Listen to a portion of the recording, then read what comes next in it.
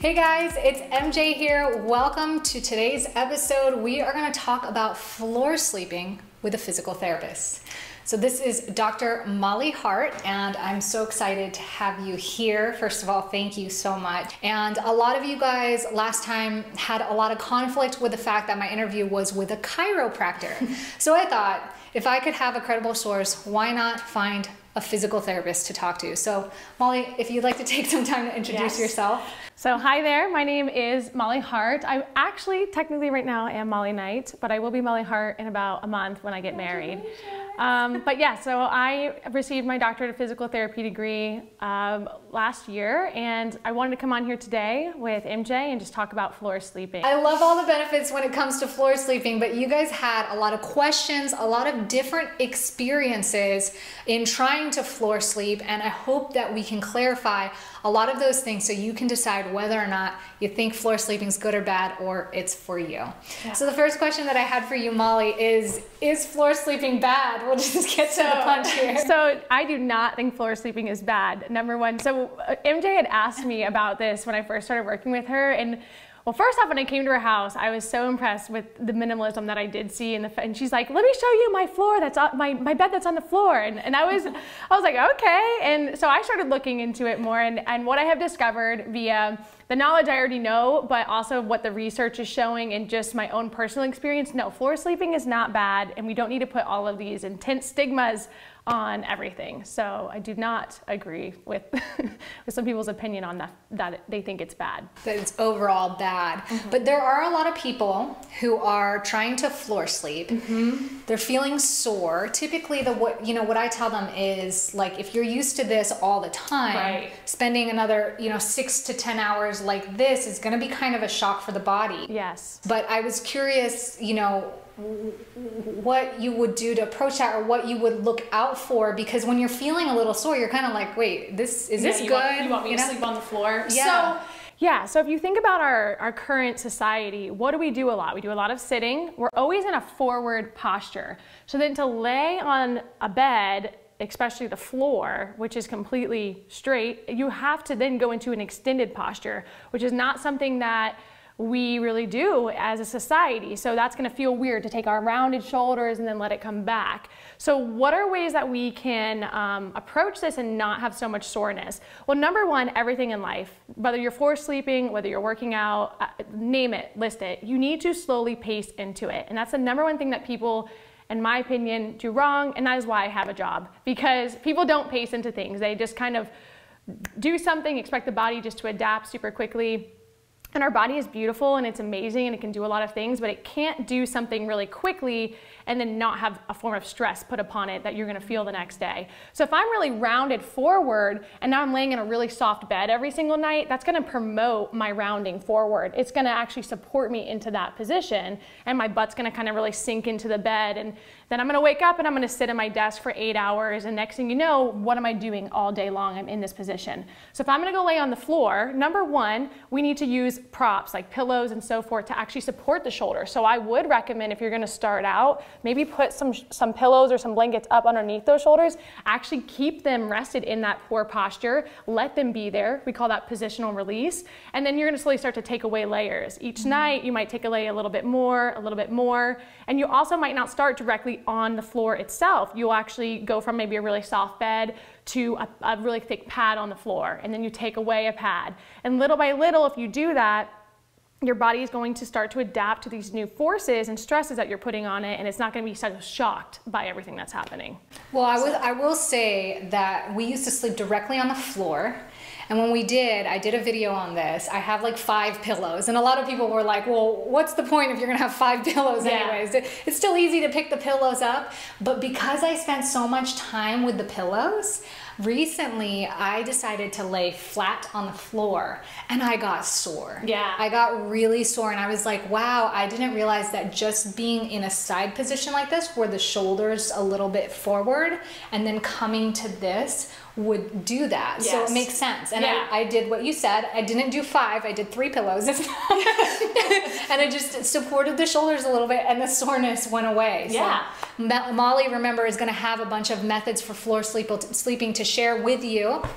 So we're going to share how you can get access to that. But moving along, what about people who have like big hips or voluptuous body shapes? I'm getting a lot of people who say that they feel like they're struggling with that, or they don't feel like they can floor sleep. Okay, so if you're a little bit more shapely, let's just say that, then yes, when you're going to be laying on a surface that's not as cushiony as a really soft bed, you're going to feel that more on your specific landmarks. So our body has different landmarks that we call like our pressure spots. So right here, my greater trochanter is one, and my knees, my ankles, the outside of my ankle is one, on my shoulders, my elbow, so forth. So you just have to use, again, you're going to use blankets and pillows to position yourself. You can lay on the bed or you can lay on the floor, it doesn't matter, and use things to position your body in better alignment. So if you have really big hips, well, not a big deal. You're going to put some pillows between your legs here. If you need to have support up underneath here, you can do that. I don't know that you necessarily need to. Maybe you do that for the first couple of weeks and you slowly take away the amount that you have supporting underneath here, but you don't need to do that. This area is not meant to have a lot of pressure on it. This area is not meant to be lying on the floor with a lot of compression, which is what you're gonna have if you're lying on a soft bed, because a soft bed is then trying to even out the pressure distribution all the way throughout, when in all reality, the body is not necessarily meant to have pressure evenly distributed all the way throughout. There are certain landmarks on the body that actually are designed to have more pressure on them. Your hips is one of them. So, wow, I didn't know that. Yeah. So, and remember that floor sleeping isn't about having to sleep just on the floor. Yeah, you know, it's about finding what works for you, and if you find benefit in it, if it adds value to you, then we're hoping that some of these ideas and concepts can help you gain those benefits. But ultimately, some people do receive similar benefits to floor sleeping, like the chiropractor we interviewed, but he created a bed which he got his own dense foam set up, and he set it up so that it would support his alignment and still give him the same benefits of that aligned spine. But he also liked the idea of having a bed in the room. Right. So we now have a about 3-inch memory foam mattress. And so we no longer just sleep on the floor. And I feel like that has been really helpful, beneficial. For us. Yeah. So I think probably the last thing that we want to talk about, or at least the last thing that I'm curious about, is there ever a situation where you should not floor sleep? Okay, so situations where you should not floor sleep. Definitely if you have a neurological condition. So for instance, like if you have a spinal cord injury, people who have spinal cord injuries, every 2 hours, we have to reposition them because you will actually get pressure sores in certain spots. So if you are not gonna have, if you don't have normal sensation, let me put it that way. If you don't have normal sensation, you should probably not floor sleep because you are gonna then be putting a lot of pressure on certain landmarks and you're not gonna be aware that you're doing that, and you might actually start to get sores. So that's a for sure no-no.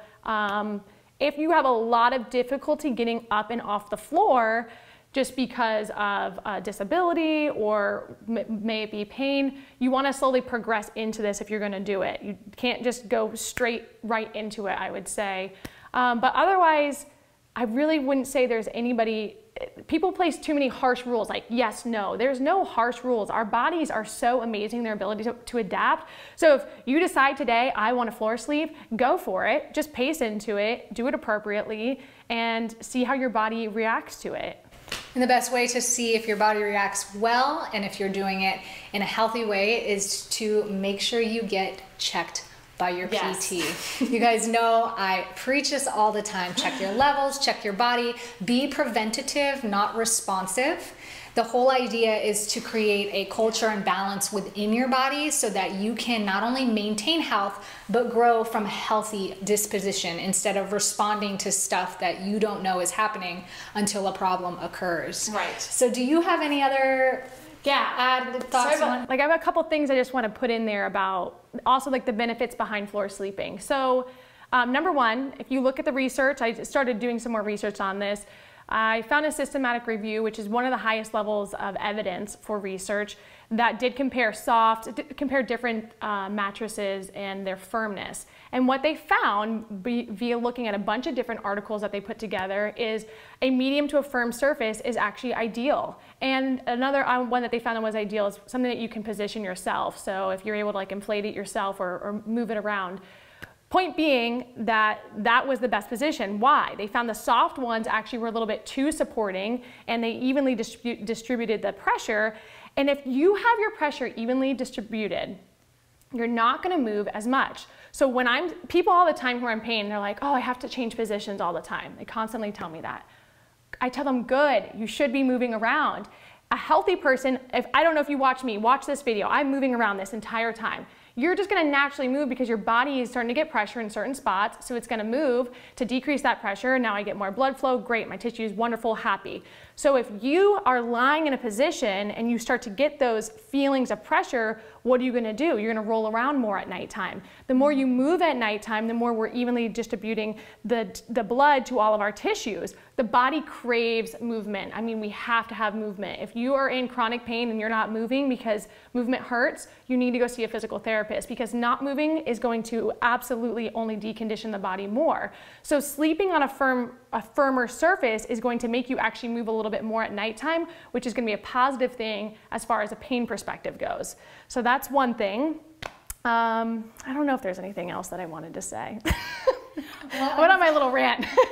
I'm so glad though that you brought this up, because movement is a huge part of what I am constantly preaching here. And I didn't know that. Yes. That makes so much sense. In your sleep, you should be moving too. Yes. And that makes sense for circulation, blood flow, distribution of pressure, keeping things even and in balance. And if you guys want to get more information on methods of floor sleeping, more on this research that Molly's talking about, as well as some bonus videos and tips that she has for you, I've stuck the link down below. Click on that link to get access to that. I want to thank you so much for being here. Like, she's like one of my favorite people. Thank you so much for having me. This is fun. And if you guys are in the Move program, or you've checked out the 5-Minute Move Challenge and you have seen access to the Move program, Molly's somebody that I am looking forward to inviting, and you'll see her there at least a couple times, hopefully, if not a lot more. So I want to thank her so much for being here and just for being a spectacular person.